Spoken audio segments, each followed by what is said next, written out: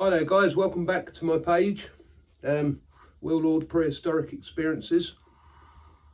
So January has begun and I don't know about yourselves, but it needs to have something about it, always. That's the way I try and live my life. And I'm being called, I'm feeling housebound in here, the road is calling. So this weekend I'm doing a bow making course with some really lovely people. I'm going to do that. Then next week we're getting Frida out of the shed and we're going to get her started up, and we're going on a little adventure. There's places across the UK which are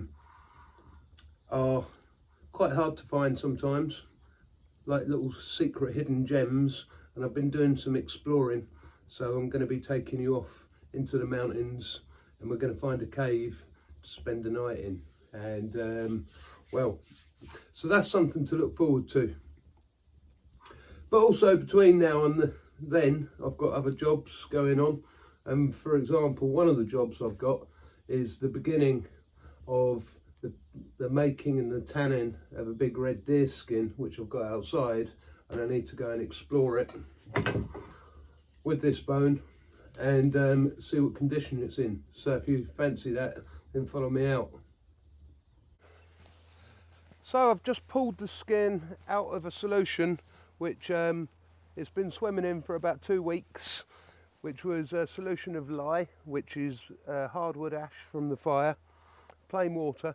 It's just been swimming in there, and what I'm hoping is that with this bone, this is a camel's leg bone, sharpened up on one edge, what I'll be able to do is just push and that hair is going to move away. As simple as that.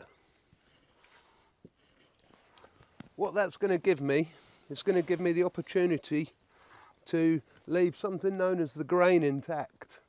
That's the difference between what you'd know as chamois, which we know as buckskin, and full grain leather. So for the trousers that I'm making, I want full grain leather, so I'm looking to not damage that, whereas normally you'd peel it off.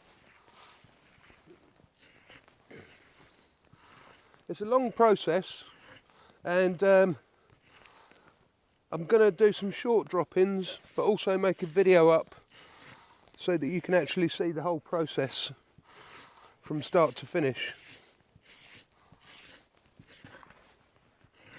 But I'm quite pleased with this, and it's important to say that primitive technology should also be described as experimental technology, right? Experimental archaeology, because we're always testing out new things to do. And up to date, I've never used an ash lye system because it needs cancelling, and I always preferred, as I understand things, I preferred a natural brain tanned leather. So this should speed up the process, make my life a hell of a lot easier, and yeah, help me to tan it at a higher speed. I know that when you're dealing with such a thing as tanning leather, it's smelly. You're using things like brain. If you're not careful, things get putrid, and it's quite an untactile thing to do. But actually, it doesn't have to be like that. It can be a lot of fun. It can be clean, and the process can happen quite smoothly. They're the kind of things you learn over years of things going wrong, so you don't let them go wrong in the first place. So even as such as I've got other things to be getting on with right now, this skin says it needs me. That's exactly where I've got to be. Sometimes you'll hit little patches and they're sort of mildly stubborn and they don't want to go. But it doesn't matter. You don't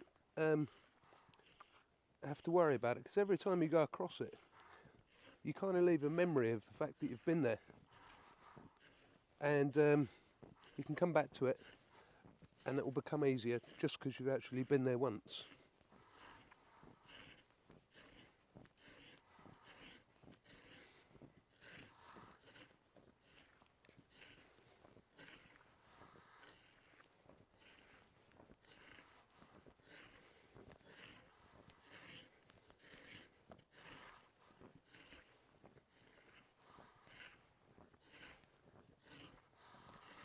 It's looking good. What you can see here, these little dark spots, that's the epidermis. And normally I would try and make sure that all of that is gone. But the grain is looking, when you look at it in real close up, looks a bit like orange peel. And that's all in good condition. Anyway guys, like I said, the beginning of next week, I'm feeling housebound. I need an adventure. I'm going to take you guys on it, and I'm going to get you to a really cool little cave. I'm also going to take you to a place where our ancestors lived, in a gorge.